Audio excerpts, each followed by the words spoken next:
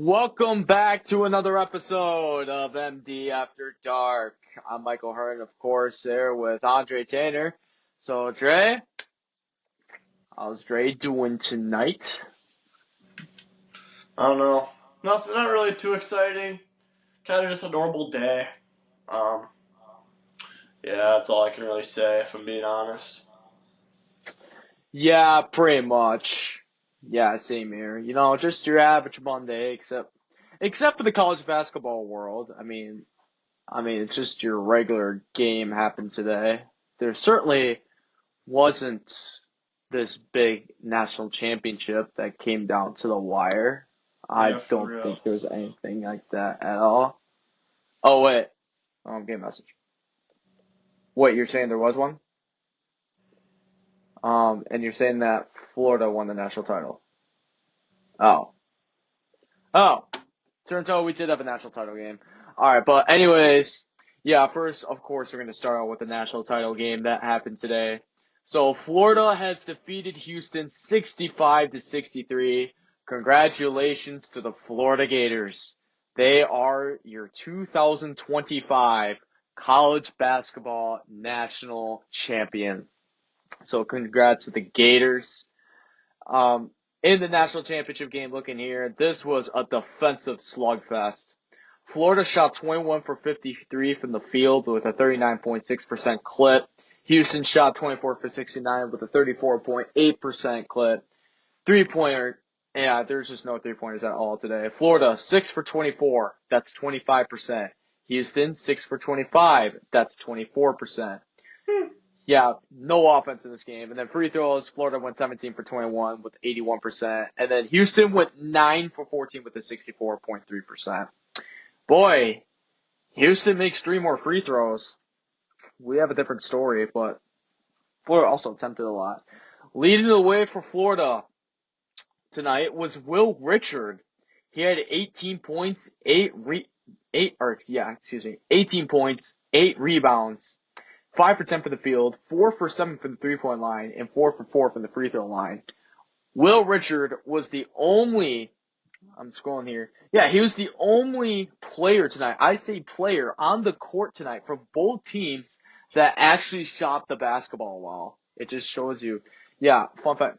Will Richard went 4 for 7 for the three-point line. The rest of the Florida Gators, 2 for 17.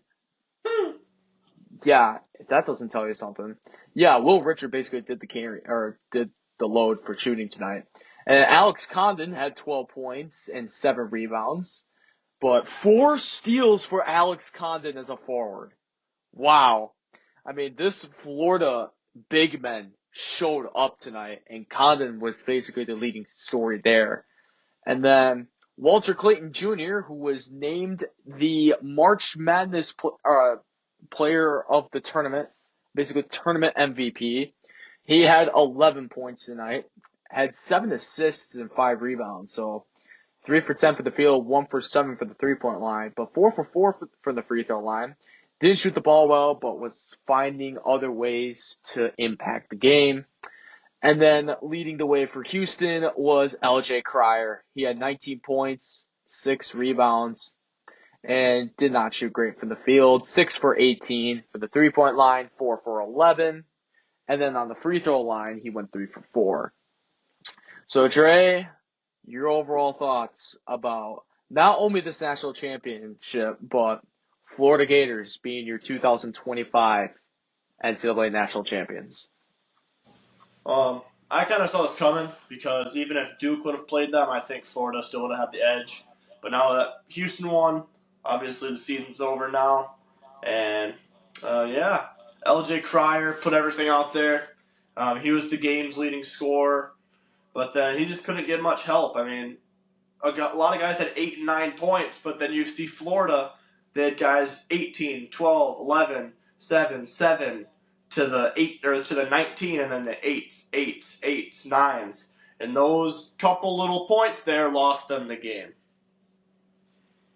Yeah, especially saw the last moment, like Emmanuel Sharp, like he went to shot a 3, but then Walter Clayton Jr. had a great closeout, and then he just pump faked it, dropped the ball, and if Sharp would have picked up that ball, that would have been a travel. So basically, it was a scramble. But then Condon went on top of it to seal the national championship. But these two teams, yeah, they definitely laid it all on the line tonight. Played hard. Both championship teams right here. But sadly, one team had to lose, and Florida eventually won. So it was great. Honestly, in my opinion, it was a great Final Four. I know March Madness was kind of chalk this year, but with the best teams being out there, we got ourselves a great Final Four.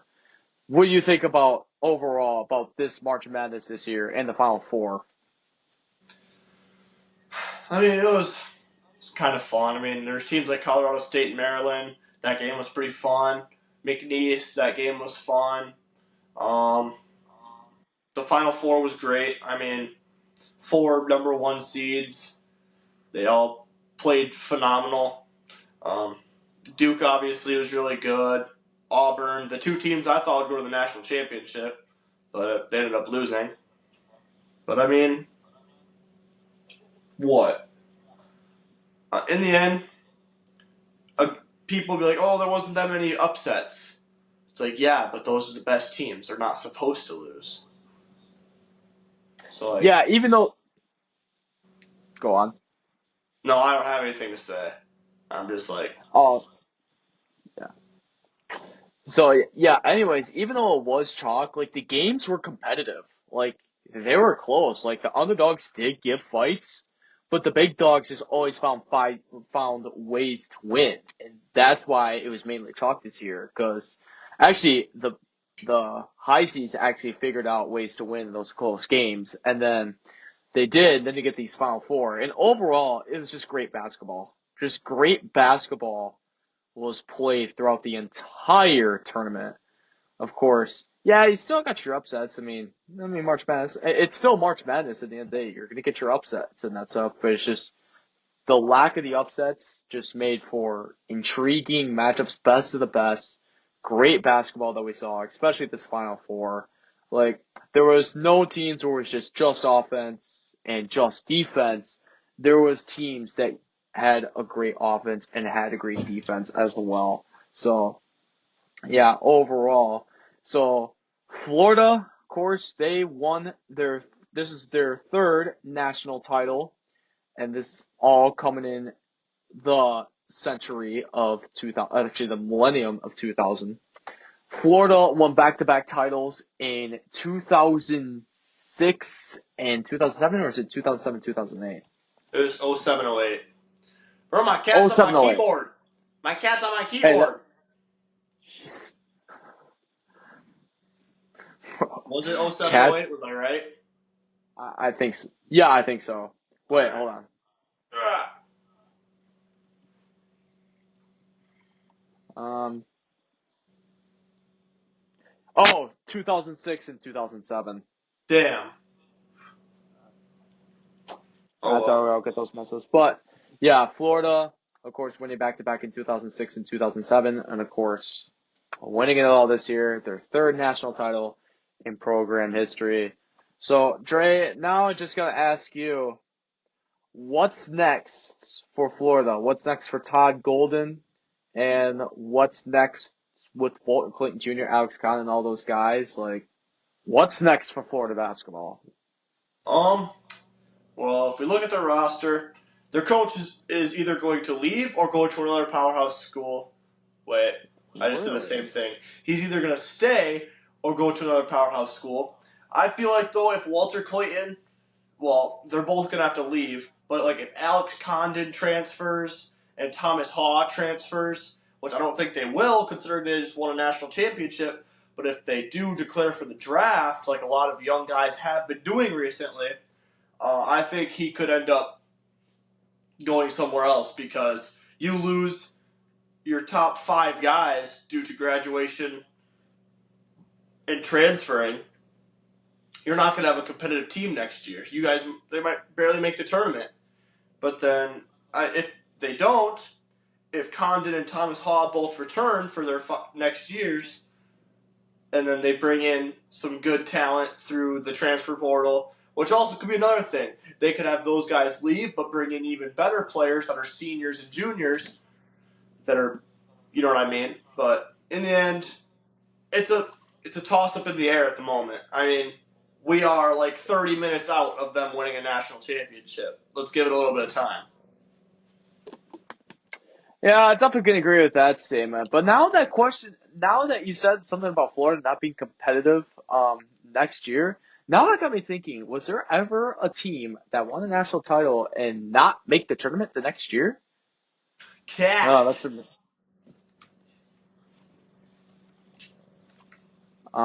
yeah, I gotta do some research now.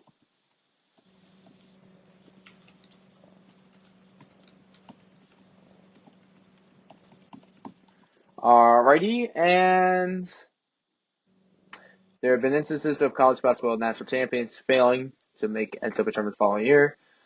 Kansas 1989 and 2018. That's it. And it says UConn dominance. What the? South Carolina's near miss. That's gotta be women's. Um, Okay, I have a better one. Louisville won the national championship in '86, and then went 18-14 and '87, not getting an invitation to the tournament. Um, 2 years later, Kansas won the championship, but was not invited in 1989 because the Jayhawks were put on probation following the 1988 season and were not eligible through the 1989 season. And then UNC won the title in 2009, but then struggled in the next year. So yeah, I think those, and then the Kansas in 2019. I think you said, which there wasn't a tournament in 2020. That's why. yeah. Yeah, especially that 2020, that NCAA tournament, like Kansas had a great shot, or probably, yeah, a really good shot at winning that year.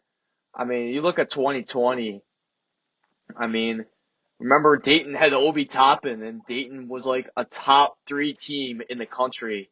San Diego State had Malachi Flynn, and they were ranked number two in the country.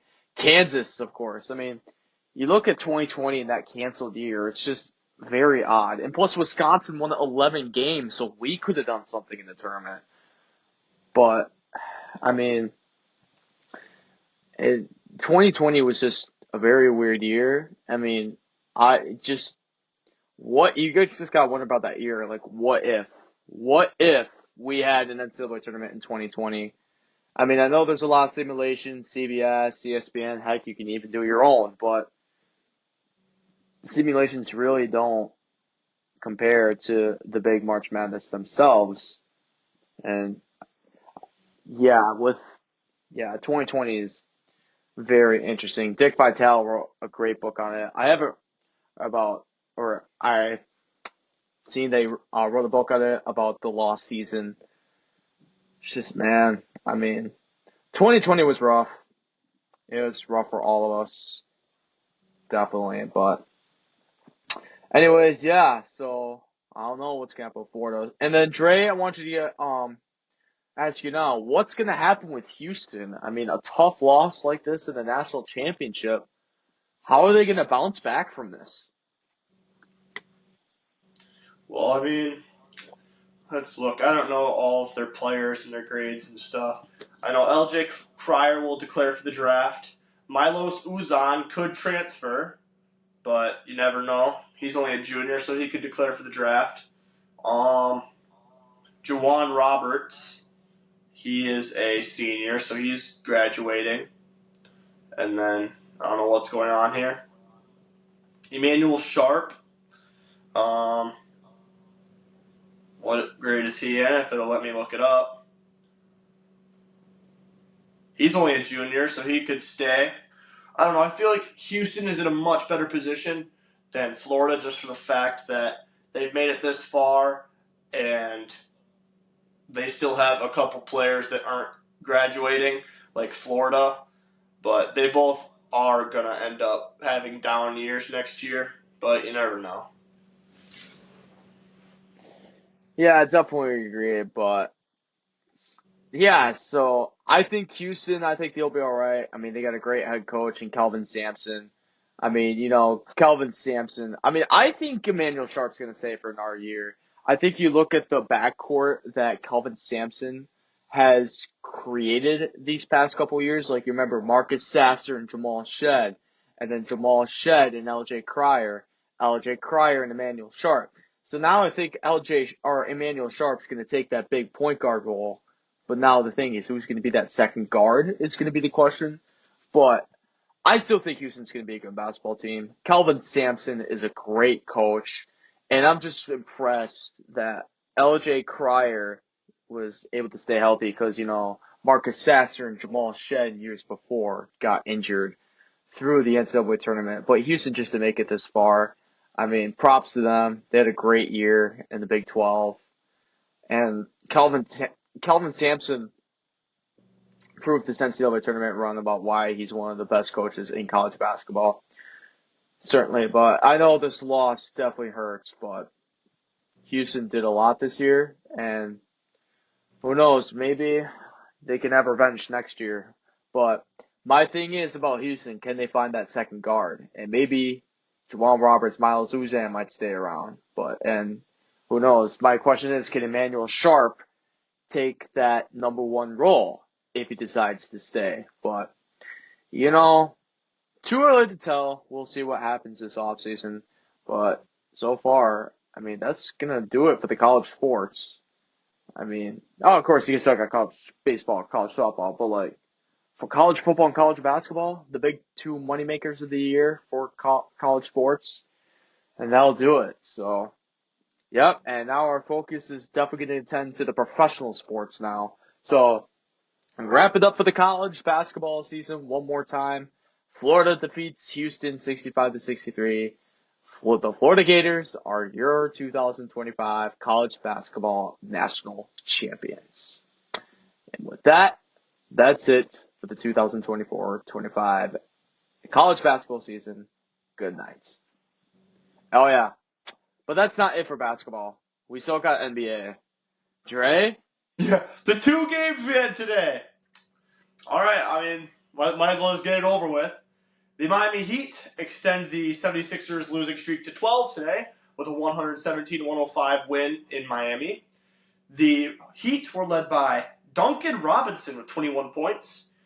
Alec Burks had 11. David Mitchell with 12 and 9 assists. Tyler Hero 20. Kel'el Ware with a 19-17 double-double. He is an amazing piece out of Indiana. And Pele Larson had 12. Then for the 76ers, they were led by Lonnie Walker with 29 and Quentin Grimes with 29. And the only other person who had double digits was Adem Bona, who had 16 points, 11 rebounds. Okay. Overall, both teams shot below 75% from the free throw line, but the Heat took advantage of the normal field goals. 50% to the 43% of the 76ers, 44% from 3 to the 31% from 3 for the 76ers. They both had 13 turnovers, and the Heat won the rebounding battle 47-45, even though they had 4 less offensive rebounds. So yeah, and then our next game, the final game of the day, the Sacramento Kings getting one on the road, 127-117. The Kings were led by DeMar DeRozan and Zach LaVine, who had 80 points in total. 37 for DeMar, 43 for Zach. The Chicago Kings went crazy today. And Domantas Sabonis had a triple-double, 19, 15, and 10 assists. Jonas Valanciunas had a double-double off the bench, 10 and 12. And then everybody else just played. Malik Monk played 6 minutes. I don't know if he got hurt or what. But, yeah. I put a parlay on Zach LaVine to score over 30 points because he always plays good against the Pistons. And, of course, the other person in it sold. So, that sucks. But then for the Pistons, they were led by Cade Cunningham with 35, Tim Hardaway with 19, Asar Thompson with 15, and Malik Beasley with 14. Nobody else had over double digits, but Isaiah Stewart had 8 points and 10 rebounds. The Kings shot 51.6% from the field to the 47% of the Pistons. The Kings shot only 27 threes, but shot 40% to the 33% of the Pistons. And then the Kings shot 81.5% from the free throw line to the 71.4% of the Pistons. The Kings won the rebounding battle 50-37, had 5 more offensive rebounds. but then they lost the turnover battle 10-9, so not that big of a deal. So yeah, there's our NBA slate, Michael. Do you have anything to add? Yeah, basically 76ers. Yeah, it's just been a rough year for them. They basically get through the season, and we'll see what happens in the offseason. But the reason why I'm saying this, the Heat did not have Bam Adebayo tonight. He did not play tonight, and yet the Heat still won in dominating fashion. I mean, I know Khalil Ware. I mean, if he just manages to stay healthy for this Miami Heat team, I mean, this is definitely a dangerous defensive team that you really don't want to face in the playoffs. Especially, remember what happened 2 years ago when the Heat got an 8 seed? Yeah, so if the Miami Heat are able to win out in the play-in, and then that happens, yeah, oh boy. But anyways, yeah, Khalil Ware's been great. Tyler Hero's been turning it on as well. And of course, I mean, the Heat are currently fighting for the play-on spot, so this is a good one for them as well. And then moving on for the Kings and the Pistons. Thank you, Kings, for being the Pistons. That creates more breathing room for the Bucks to get that 5 seed. And then the Kings also, they're keeping their play-in hopes alive. So that's just great. Great performance for the Kings. But anyways, looking at, hold on a second, I got someone under the door. That's pretty much all I had though. All right. I'm gonna go over the NHL now since Michael has somebody at the door. I'll go over the first game. The Tampa Bay Lightning beat the New York Rangers 5-1 today. The Lightning were led by Nikita Kucherov, who had a goal and 2 assists. Jake Guentzel had 3 assists. Braden Point had 2 goals and an assist. Yanni Gourde and Brandon Hagel both had goals. And then Gage Goncalves, Victor Hedman, and Ryan McDonough had goal or assists, and then a great day for the Lightning goalie, Andre Vasilevsky. There we go. He had 38 saves and 39 attempts with 1 goal allowed and a 97.4 save percentage. The Rangers' lone goals scored by Mika Zibanejad. That's a cool name. And he was assisted by JT Miller and Artemi Panarin. And then for Igor Shesterkin, he struggled. 18 saves and 22 save attempts and 4 goals allowed, which means the final goal was an open net goal with an 81.8 save percentage. So yeah, the Rangers, Michael could probably explain it better than I can, but they're probably on the verge of a playoff spot. This is a bad loss at home, but Tampa Bay is just really good. I know that. Yeah, Igor Shesterkin, I mean, he's just been struggling recently. I mean, you look at here the previous stats, like he hasn't had the save percentage above 900 since March 25th against the Kings. So that's 4 straight games where he's had the save percentage under 900 and actually under 850. So yeah, not a good stretch for Igor recently, and the Rangers are just slumping. Boy, it's not going good in New York. No quit in New York is their slogan, but it's not. Yeah, not looking the greatest recently, but yeah, but the Lightning, yes, they're a good hockey team, but boy, Igor, I mean, other than Igor, like the defense is overall is just terrible for the New York Rangers, and them being 6 points from a playoff spot in a must-neater, yeah, that's not great. We'll get to the NHL standings later. I'll give you an update on that, but just to say, this loss hurts for the Rangers.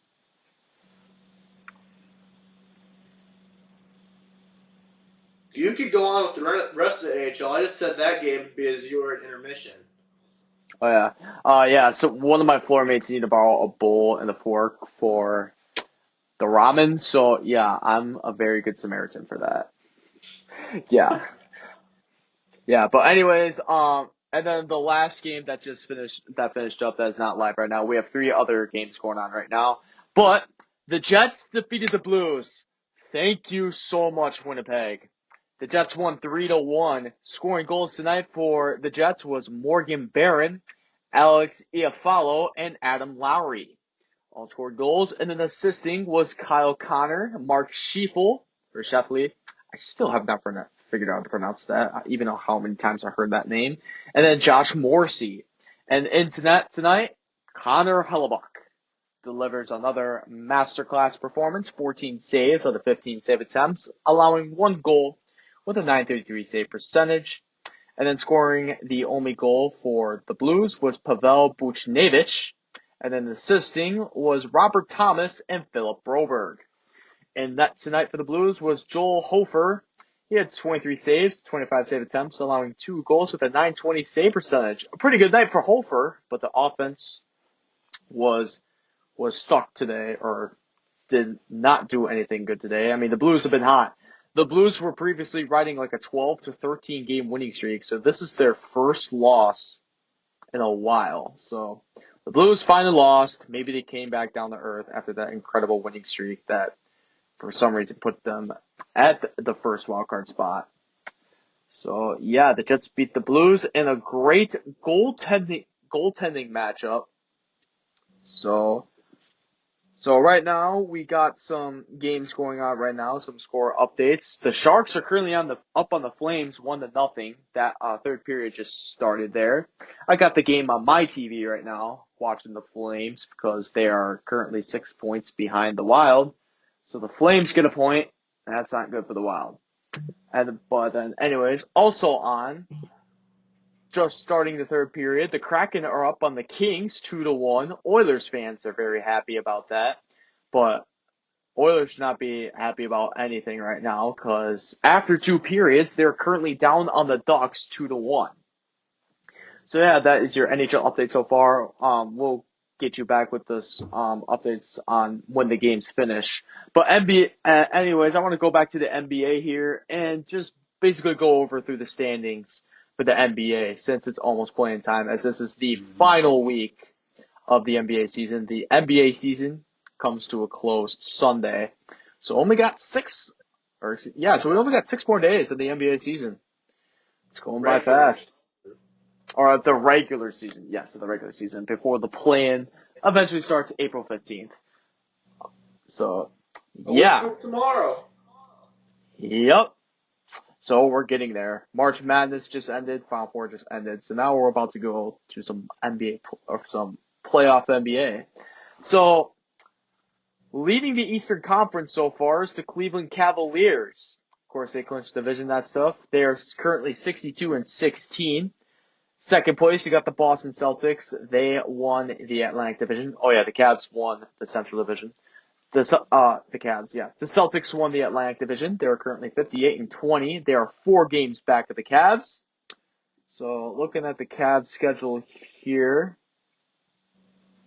I'm just pulling up their schedule. So the Cavs currently have 4 games left. So the Cavs clinched the number 1 overall seed in the East with the win over the Bulls or a Celtics loss to the Knicks. So, Dre, it's something to look out for. Dre will definitely be watching that Bulls-Cavs game, as we all know. Yeah. So then in third place, already clinching the playoff spot, the New York Knicks are 50-28, who are 12 games back of the Cavs, 8 games back of the Celtics. So, look like here. But the Knicks are 3 games above the 4th place spot, which in 4th place, clinching the playoff berth, is the Indiana Pacers, who are 47-31 and are 15 games back of the Cavs. So taking a look at the Knicks. The Knicks clinched the 3 seed in the East with a win over the Celtics or Pacers lost to the Wizards. I don't know if that's going to happen, but You never know. yeah. Actually, or this could be an and situation. Wait, a loss? I'm just searching up a win. Oh, wait, I'm just searching up the games against the Knicks here. I'm just searching up Pacers games against the Knicks. Give me that box score. Okay. Take a look here. Yeah, so the Knicks did win the season series 2-1. So yeah, the Knicks would clinch a playoff berth with a win or a Pacers loss. So that way, yeah, the Knicks would clinch the 3 seed.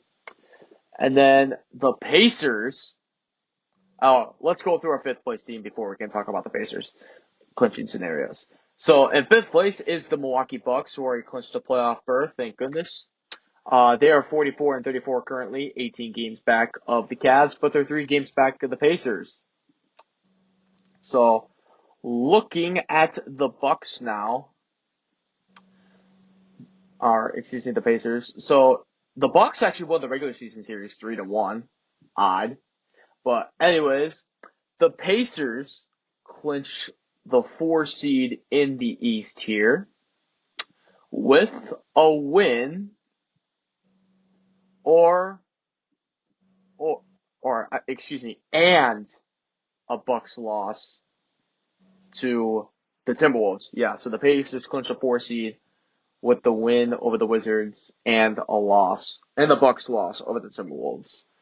And then in sixth place, you got the Detroit Pistons, who clinched a playoff berth. They are currently 43 and 36. They are 19 and a half games behind the Cavs. No clinching scenarios there. And then in seventh place, clinched a play-in spot. You got the Orlando Magic, who are currently 38 and 40, who are 24 games behind the Cavs, or excuse me, 4.5 games behind the Pistons. And then in eighth place, you got the Atlanta Hawks, who are 37-41, who are a game back behind the Magic. So still got some cards to deal out before going over play-in scenarios for that. And then, Dre, your Chicago Bulls are currently in ninth, who clinched a play-in spot. They're currently 36 and 42. They are 2 games back of the Magic, 1 game back of the Hawks. And then in 10th, got the Miami Heat, who clinched a play-in spot. They're currently 36 and 43. They are a half a game back of the Bulls with that win tonight against against the 76ers. And then these teams are eliminated from the playoffs. The Toronto Raptors at 29 and 50, the Brooklyn Nets at 25 and 53, the Philadelphia 76ers at 23 and 56, the Charlotte Hornets at 19 and 59, and the Washington Wizards at 17 and 61. And then looking at the Western Conference now, the Oklahoma City Thunder are the 1 seed in the West. They clinched that 1 seed, so they're going to have 1 seed in the playoffs. They did that a long time ago. But they're 64 and 14. In second place, you have the Southeast Division winners, Houston Rockets, are in second place right now. They're 52 and 27, 12 and a half games back in the Thunder. And third place is the Los Angeles Lakers. They are 48 and 30. They are 16 games back of the Thunder. So taking a look here at clinching scenarios for the Rockets. So the Rockets got 3 games left. So looks like the Rockets clinched the number 2 seed in the West with a Lakers loss. Pretty much a Lakers loss against the Thunder. But the Lakers did just demolish the Thunder the other night, so. Or if the Rockets just win. Well, the Rockets don't play tomorrow night. The Rockets, or do they play tomorrow night? Yeah, the Rockets don't play till Wednesday. So if the Lakers Win lose on Wednesday. yeah. So if the Lakers win on Tuesday night, the Rockets, all they have to do is just win Wednesday, or Lakers lose again. But for the Rockets to get that 2 seed. And then fourth place, you got the Denver Nuggets at 47-32 that are 17 and a half games behind the Thunder, but 1.5 behind the Lakers. Boy, 3 through 8 is just a slaughter fest. I'm just going to say that. There are 4 teams that are 46 and 32, and one's 47 and 32. Yes. Dude, this final week in the West is going to be crazy.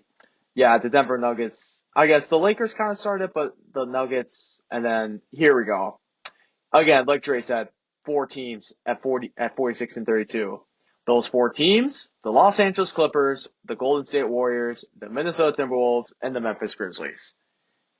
All 18 games behind the Thunder, and they're all a half a game behind the Nuggets, all 2 games back of the Lakers. Yeah, that's 5-8 right there.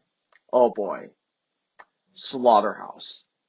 And then looking at the play-in, in ninth place is Sacramento Kings. They're 39-40 currently, and they are 7.5 games behind that slaughterhouse 5-8 death row. Heck, even include 3-8 death row. And then 10th place, you got the Dallas Mavericks, who are currently 38-41, and they are currently 8.5 games behind that slaughterhouse. And then the only team in the West that are out of the playoffs right now that are currently in contention is the Phoenix Suns. They're 35-43, and they are currently 2.5 games back of the Mavericks. So looking at the Mavericks have 3 games left. So Mavericks got 2.5 leads. So according to my calculations, if I calculate this right, so first I gotta find some games against the Suns here. So, the Suns won the regular season series 3-1. So that is crucial here. So no clinching scenarios. I guess the only clinching scenario is the Mavericks gotta win and the Suns gotta lose twice. Because if the Suns lose, then they'd be 3 games back and the Suns are still in contention. And then the Mavericks gonna win. Oh wait, Mavericks win and the Suns lost. My bad. But Yeah. anyways, yeah, and then the teams that are eliminated from playoff contention in the West. The Portland Trailblazers at 35-44, the San Antonio Spurs at 32-46, the New Orleans Pelicans at 21-57, and the Utah Jazz at 16-63. Yeah, so these teams are tanking for Cooper Flag. No, It'll be not the fun. Trailblazers. All right. Yeah, I like not the the Trailblazers. Trailblazers. They would be in contention if they didn't lose the season series to the Mavericks. The way the Mavericks and the Suns have been playing. Yeah, that is true. But these teams like the Wizards, Hornets, and Jazz, if Cooper Flag goes back to Duke, oh boy. Oh boy. Yeah, that'd be rough for them. But anyways, that was basically your look at the NBA standings there. Of course, you got 6 days left in the regular season. We are bound for a great finish, especially that slaughter row that I've been talking about, 5-8.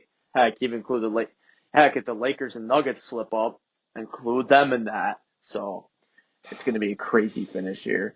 But anyways, there's still currently NHL going on. So Dre, you want to lead us into MLB action? Yeah, why not? Our first game of the day, the Detroit Tigers now have the same record as the New York Yankees with a win of 6-2. Tigers were led by Andy Ibanez, who had a home run and 3 RBIs. Trey Sweeney had an RBI. Michael, sad leader guy Spencer Torkelson, 0 for 4 today. But that's okay because his teammates picked him up as Justin Henry Malloy, the DH, had 2 RBIs. And then Casey Mize, another number 1 overall pick. 6 innings of 1-run ball, and then there was no other earned runs. The Yankees were led by Aaron Judge, obviously, who had an RBI, and then no other RBIs. I guess Paul Goldschmidt had 2 hits. But Carlos Rodon in 6 innings gave up 5 earned runs, and the bullpen gave up 0 earned runs. So Carlos Rodon gets the loss, and Casey Mize gets the win. So good win for the Tigers. Our next game, the Pittsburgh Pirates get a win at home against the St. Louis Cardinals, who were like 4-0 at one point, and now they're 4-6, or like, I don't even remember. Whew. But the Pirates were led by Joey Bart. What? I had to return that, dude. Like, I I didn't just even hear realized I it. haven't done that yet. Oh, you didn't hear it? No. Is that a button, or is that like a sound effect on your computer? Oh, I just searched up the YouTube video. Oh.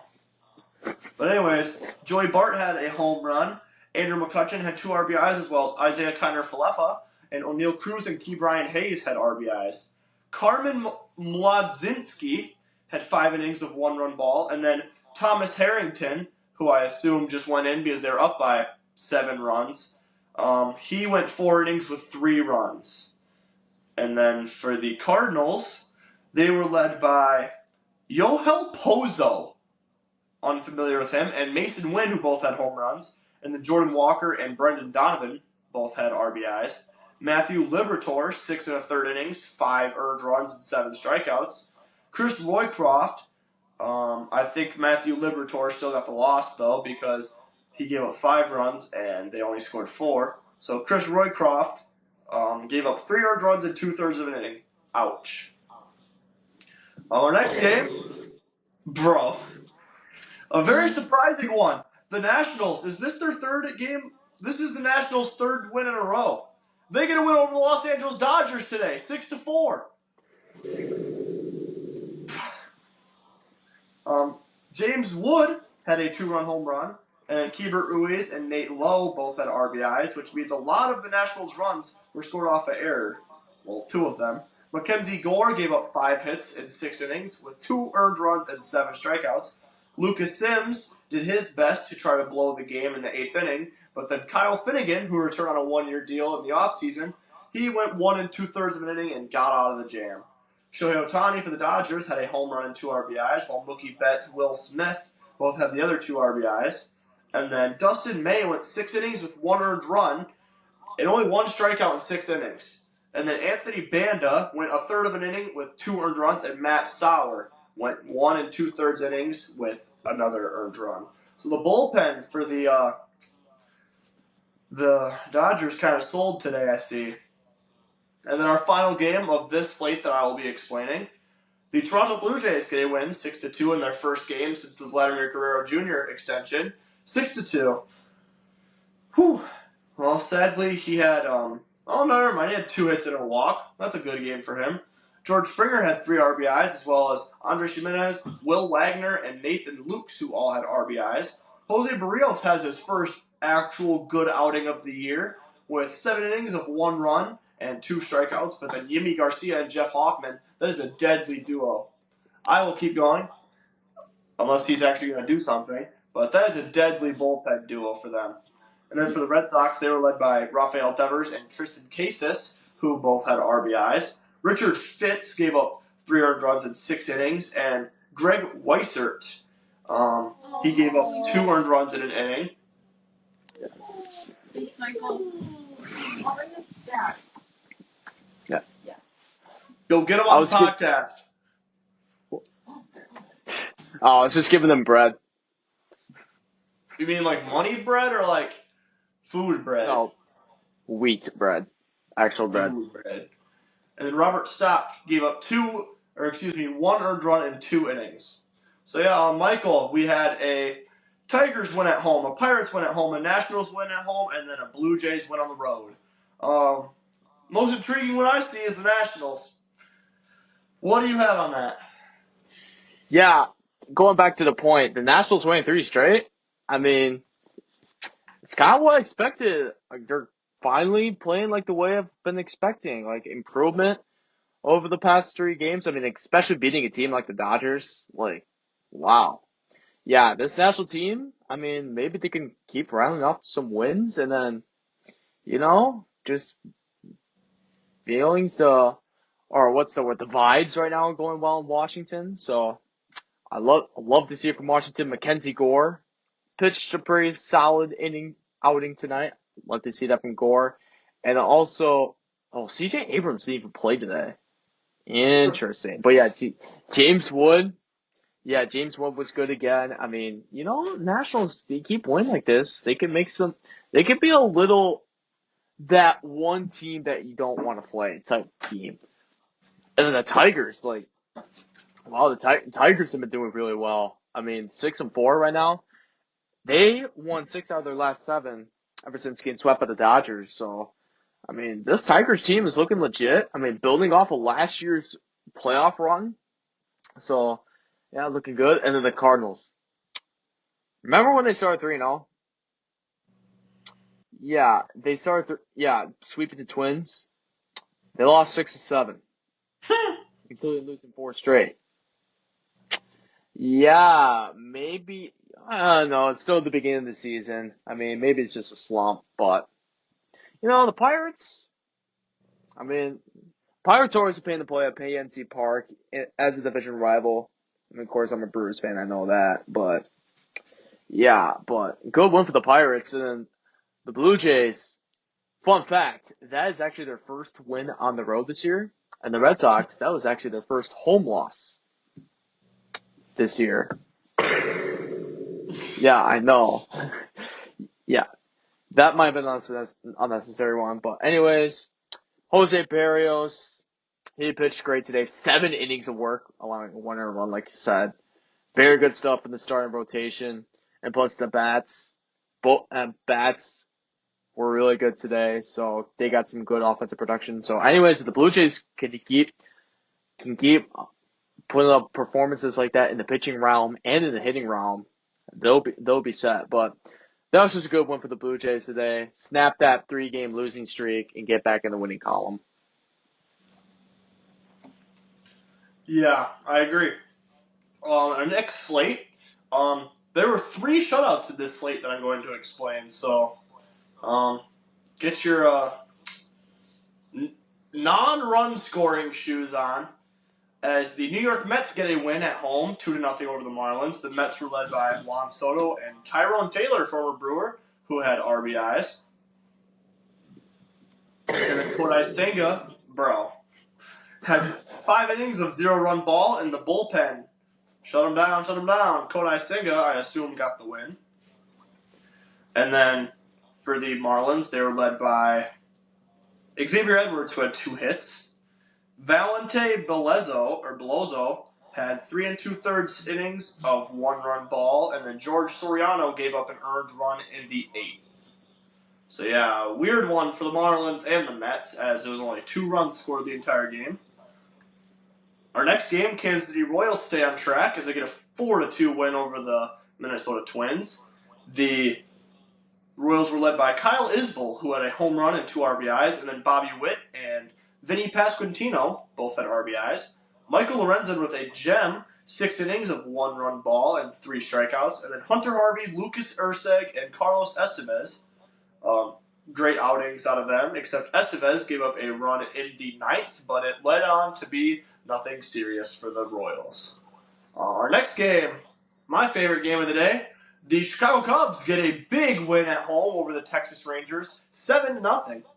The Cubs were led by Ian Happ with 3 RBIs, Kyle Tucker, Seiya Suzuki, Michael Busch, and Miguel Amaya all had RBIs. And then Justin Steele, this was a gem. 7 innings, 3 hits, 8 strikeouts, 0 runs. And then Colin Ray, Michael's familiar with that name, 2 innings, 1 strikeout, nobody allowed on base. For the Rangers, they were led by Kyle Higashioka, who had 2 hits. The Rangers were held to 3 hits the entire night. A very bad night of hitting, as it was a cold one in Chicago. Nate Eovaldi had the loss, 4 2/3 with 3 earned runs. And then Gerson Garabitu, not familiar with him, 3 1/3, 4 earned runs, 6 hits. That is a rough pitching outing for those 2. But yeah, and then the Reds on the road snapped the Giants' winning streak with a win 2-0. The Reds were led by Blake Dunn with 2 RBIs. Hunter Green, phenomenal night. 8 2/3 innings, 7 strikeouts, and then Tony Santillan got the save with 1/3 of an inning. He got the final out. And then for the Giants, they were led by multitude of guys who had a single hit. Logan Webb had 7 innings pitched with 10 strikeouts and 0 runs. Where did it go wrong for the Giants? Well, Camilo Doval gave up 2 earned runs in his 3rd of an inning. And then Eric Miller and Lou Trevino came in and shut down the rest of the game. So yeah, Michael, 3 shutouts and then a Royals win over the Twins. What do you got on that? Yeah, basically, like you said, just great pitching. I always like myself some good pitching. I mean, I like good hitting as well, but I love myself some great pitching. And Kodai Senga, very good to see him back, healthy, and dealing really good pitching so far. 5 innings of strong baseball, shutout baseball. I mean, it's nice to see Senga back out there. And then also, Royals, I mean, they got a great one today. Lorenzen had a pretty good day. But then the Twins, I mean, 3-7. I mean, I know it's the beginning of the year, but kind of have some worries about right now. I mean, you got swept by the Cardinals, and then you managed to, but then you managed to win three out of the next four. But then now you lost. But then now you lost like three, or excuse me.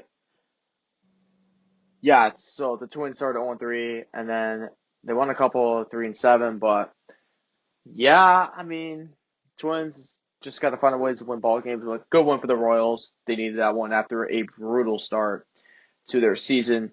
Yeah, and then the Rangers, the Cubs, Justin Steele. Does he look like back to NL Cy Young contender? Maybe Wait, hold potentially. on.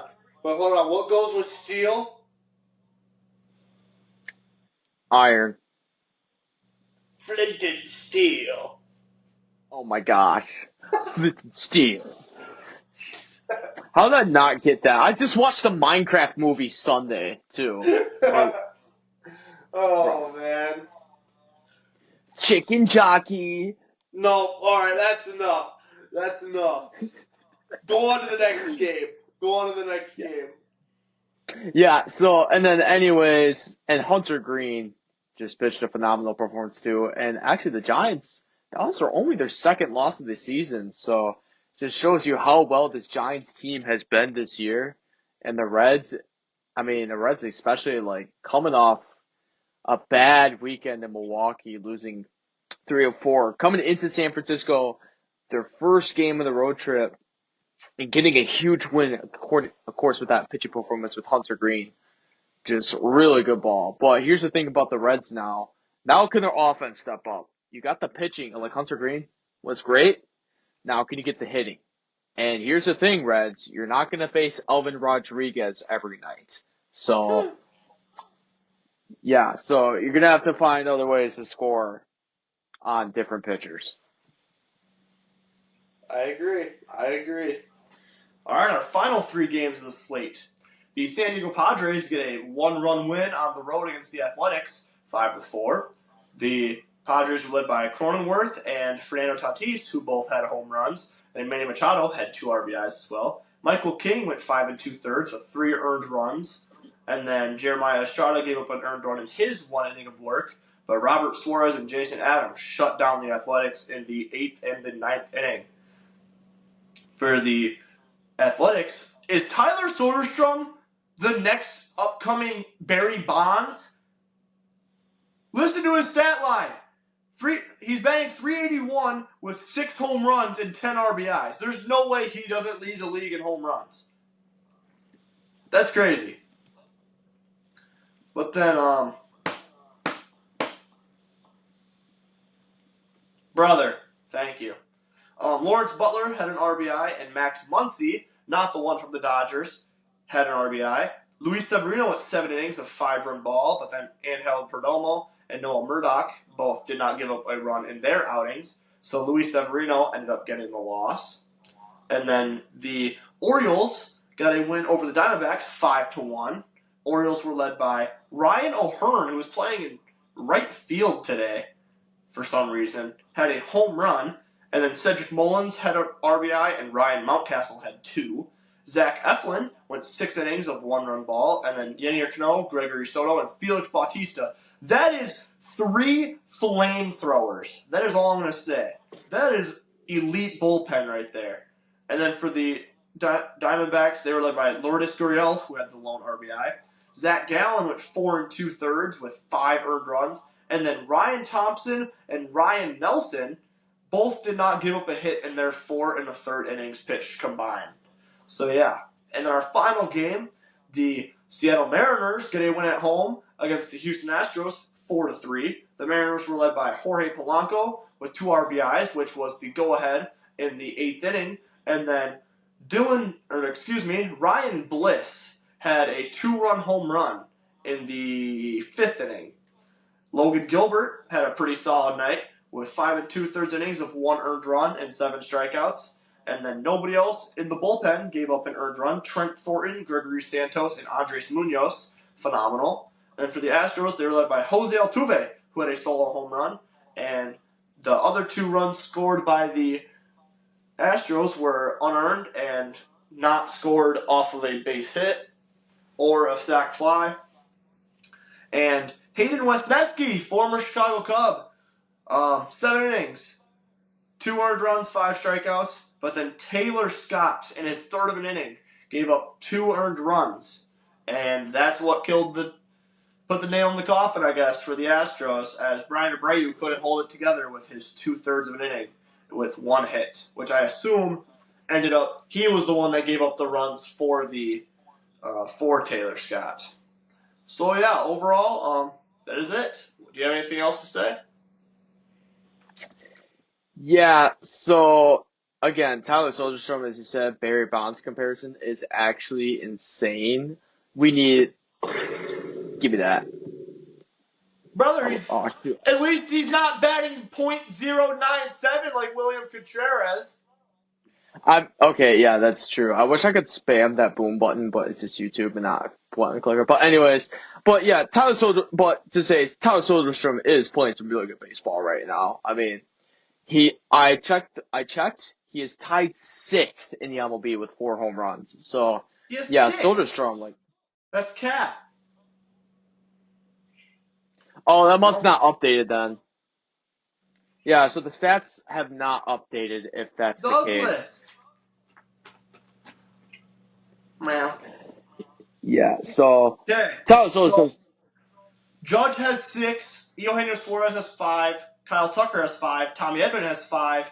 Logan O'Hoppe has 5. And that means since today, Soderstrom hit 2 home runs. He will be tied for first with 6. And Wilmer Flores, Jose Ramirez, Kyle Schwarber, Teoscar Hernandez, Brent Rooker, Jazz Chisholm, Ivan Herrera, Anthony Volpe, and Seiya Suzuki did not hit home runs today. So that means Aaron Judge and Tyler Soderstrom will be tied for first place in the home run race with 6. And also, I just want to have a absolute shout out to the Oakland Athletics. Everybody was clowning them the past 2 years, how bad they've been. But the core that they're building is amazing. They have Jacob Wilson, who was their first round pick, I think, 2 years ago. Let's look at his stats, excuse me. He was the 6th overall pick 2 years ago. In the 2025 regular season, he's batting .366 with 7 RBIs, 2 home runs, and 15 hits. That is just great. And you want to know what he batted in the minor leagues? Hang on. How do I go to the minors? Here we go. So in 2023 in the minor leagues, he batted .333, and then we can split that up between the 2 teams.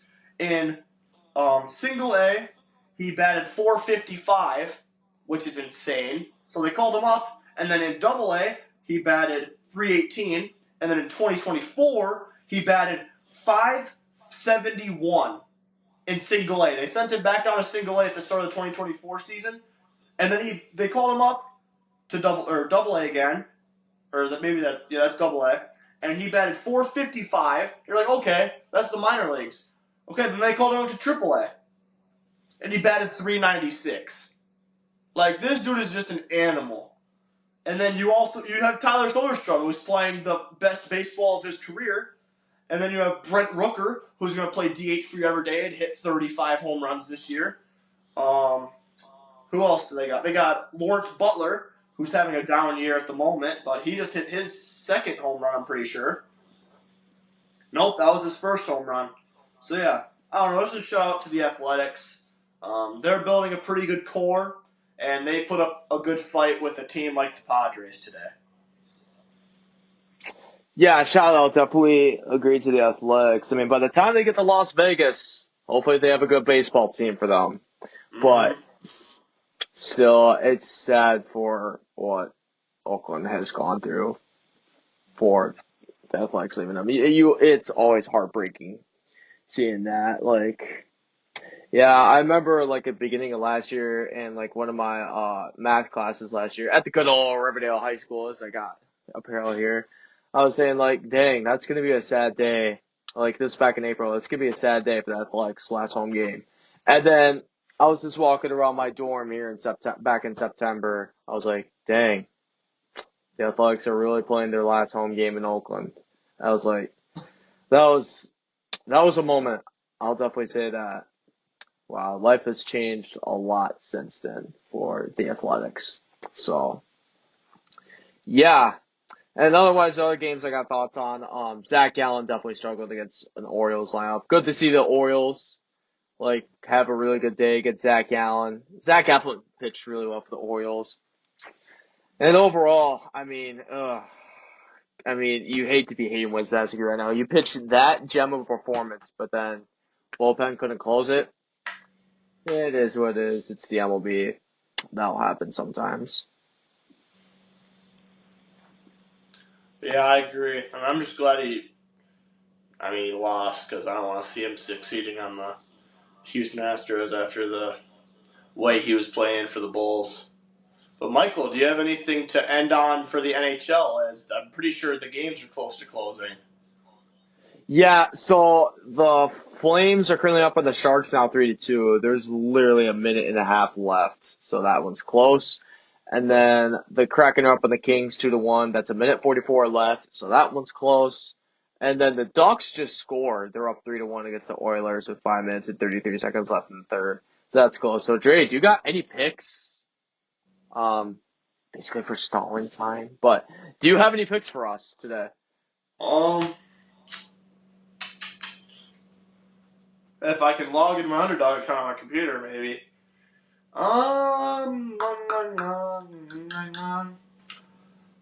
Will it automatically log me in, or am I gonna have to log in? We will see. If it'll load. So, Michael, how's your day been? It's been alright. Yeah, basically your average Monday. It snowed in Whitewater today, so. Yeah, it's doing a little bit of Muscadet today. Okay, good. My stuff's loaded in.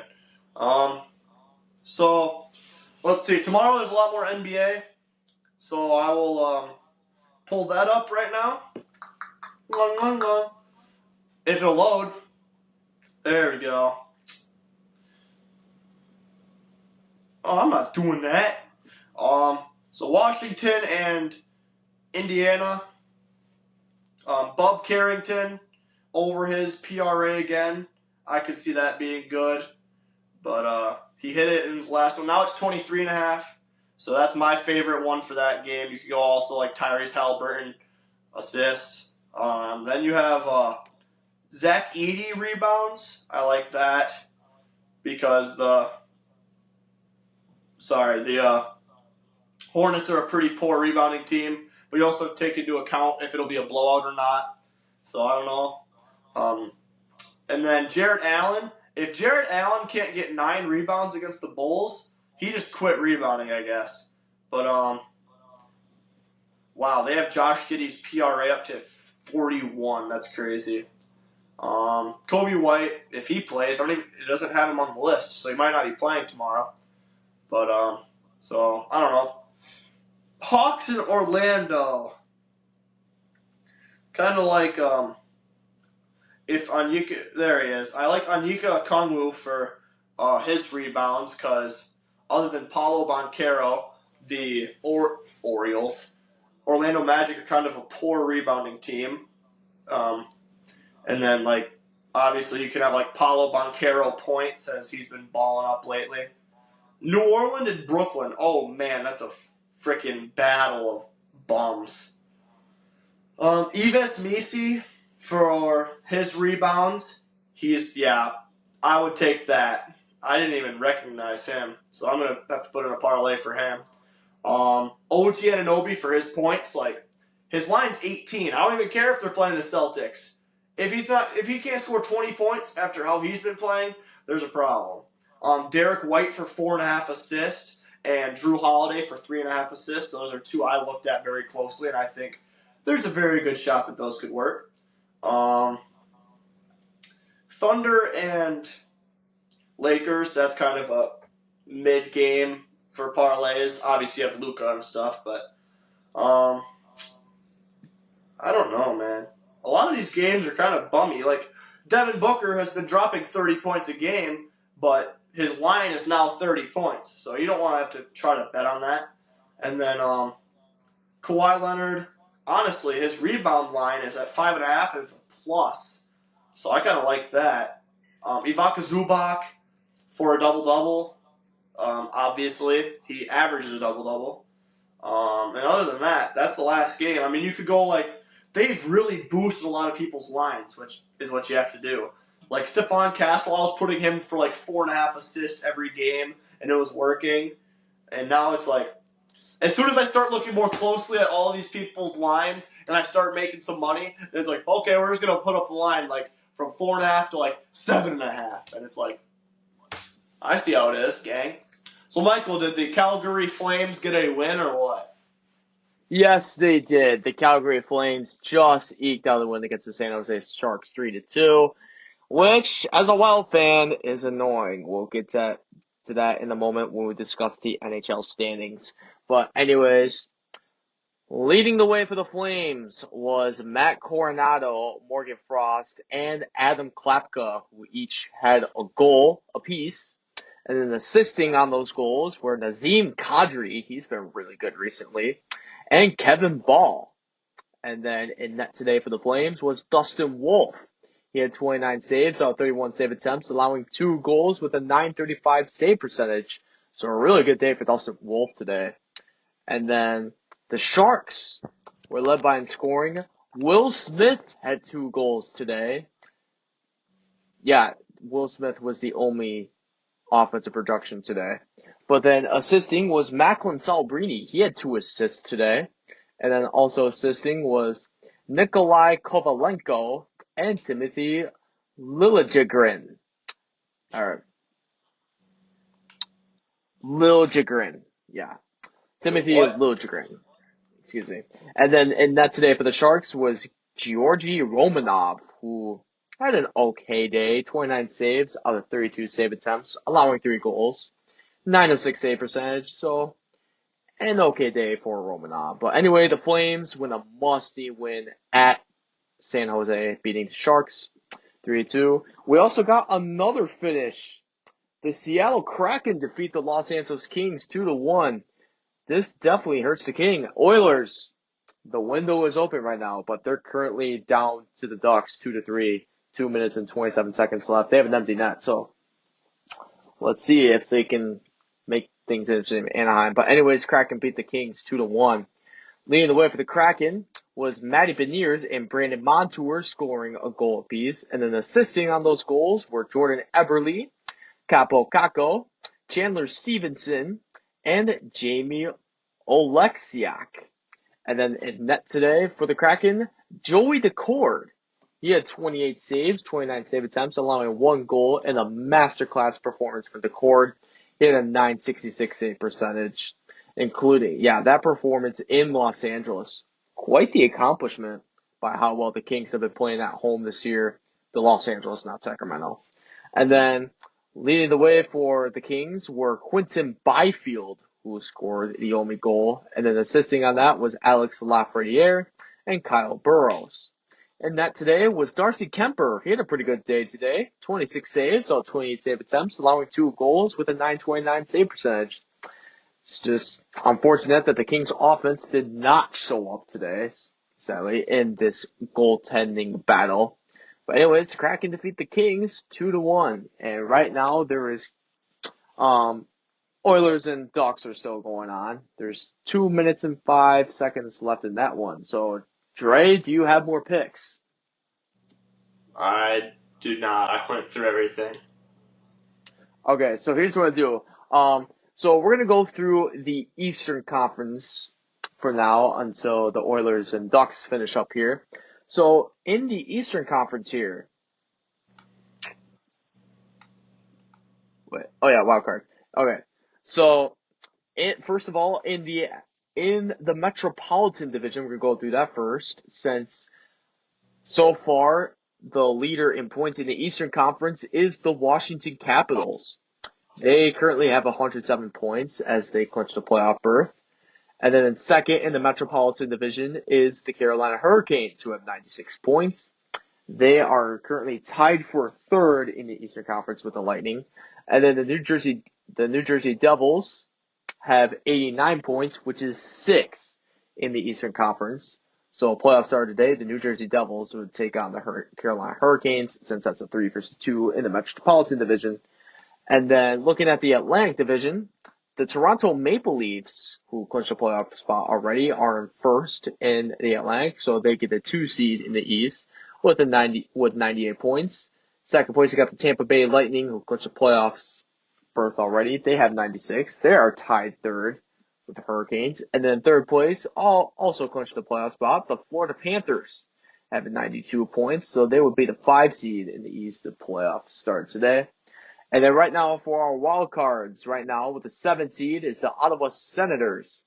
They currently have 90 points. The Senators right now are 2 points behind the Panthers for third place in the Atlantic Division. And then the Montreal Canadiens would be 8th in the conference with 85 points. They're currently 5 points back behind the Senators. And then the teams that are still alive for playoffs in the East that are currently not in the playoff spots are the Detroit Red Wings and New York Rangers, who each have 79 points. Yeah, they're currently 6 points behind the Canadiens. Yeah, that loss for the Rangers against the Lightning, that's why that hurt them. They still continue to be 6 points behind the Canadiens, especially how well the Canadiens are playing right now. That definitely hurts the Rangers a lot. The New York Islanders currently have 78 points, which are 7 behind the Habs. The Columbus Blue Jackets have 77 points, which are 8 points behind the Canadiens.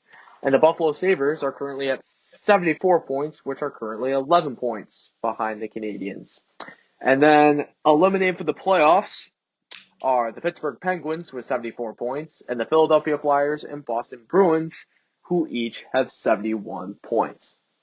So that's all for the Eastern Conference. And we're going to get started with the Western Conference. So it looks like the Oilers and Ducks are still playing right now. Looks like a scrum at the net. But anyways, 51.2 seconds left in that one. So we're going to go through the Central Division first. So the Winnipeg Jets, so far, if the season ended today, they would be your President's Cup Trophy winners. They are currently standing at 110 points as they clinch the playoffs berth. Second place in that division is the Dallas Stars, who clinched the playoff berth as well. They have 105 points, so that'd be third. They get the 3 seed in the playoffs that started today. And then third place in the Central is the Colorado Avalanche, who also clinched a playoff spot. They are currently at 98 points. That'd be a 4 seed in the NHL. Weird thing is that Avalanche and Stars play each other because that's 3 against 2 in the division. But in the playoff bracket, you're going to see the Avalanche as a 4 seed and the Stars a 3 seed. Stay with me now. Yeah, so that is the Central Division. And then taking a look at the Pacific, we won't go too far here, but in the Pacific, in first place right now is the Vegas Golden Knights, who clinched the playoff berth. They currently have 102 points, and then that'd be enough for a 2 seed. And second place, you got the Los Angeles Kings, who also clinched the playoff berth. They're currently at 97 points. That is 5 games behind the Golden Knights.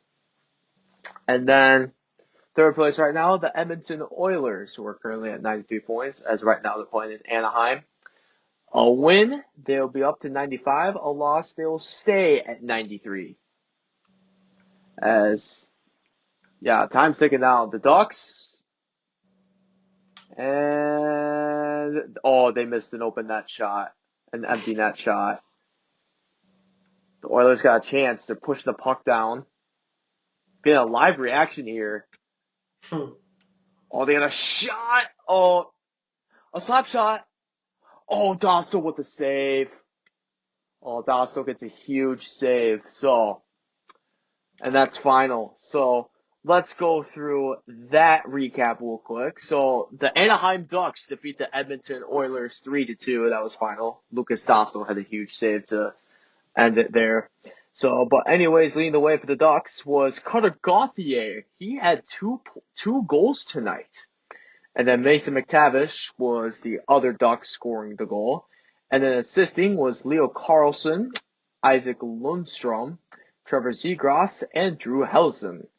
And then in net tonight, of course, Lucas Dostal This might be the unofficial results, but Dostal had a dominant performance tonight. 47 saves out of 49 save attempts, allowing 2 goals with a 959 save percentage. So Dostal was just great tonight. Yeah, 47 saves itself. Yeah, wow. And then leading the way for the Oilers was Adam Henrique. He had a goal and assist each. And then Jeff Skinner was the other Oiler that scored the goal. And then assisting was Corey Perry, Evan Bochard, and Jake Wallman. And net today for the Oilers was Olivier Rodriguez. He did not have the greatest night. He had 18 points out of 21 save attempts, allowing 3 goals with an 857 save percentage. So yeah, the Ducks defeat the Oilers as we continue our standings check here. So with that loss, the Oilers do stay as the 3 seed, or as they do stay 3rd place in the Pacific Division. So that is good enough for the 6th seed in the West. And then looking at our wildcard standings, the St. Louis Blues are in 7th place in the East with 93 points. The Minnesota Wild are 8th place. Or did I say East? I meant West. My bad. Yeah. The Minnesota Wild are that deserves a that deserves a bat. And then the Minnesota Wild are in 8th right now with 91 points in the West. So that's 2 points behind the Blues. So, and then for the teams that are still alive in the playoff hunt but currently don't hold the playoff spot, the Calgary Flames are now at 87 points, which are 4 points behind the Wild. Vancouver Canucks are at 83 points, which are 8 behind the Wild. And the Utah Hockey Club are at 82 points, which are 9 points behind the Minnesota Wild. And then looking at the teams that are eliminated from playoff contention, the Anaheim Ducks and Seattle Kraken each have 74 points. The Nashville Predators have 62 points. The Chicago Blackhawks have 54 points. And the San Jose Sharks have 50 points. So yeah, that was your standings check. And that's all I got. So that will do it today for today's podcast. I'm Michael Hernan, of course, with Andre Tainer, like always. And right now it's 12:20 at night, so I think it's time for bed. So You killed me see you with the guys later. Blackhawks. I know, rough in Chicago. But anyways, have a good night, everybody. We'll see you in the next episode, and peace out.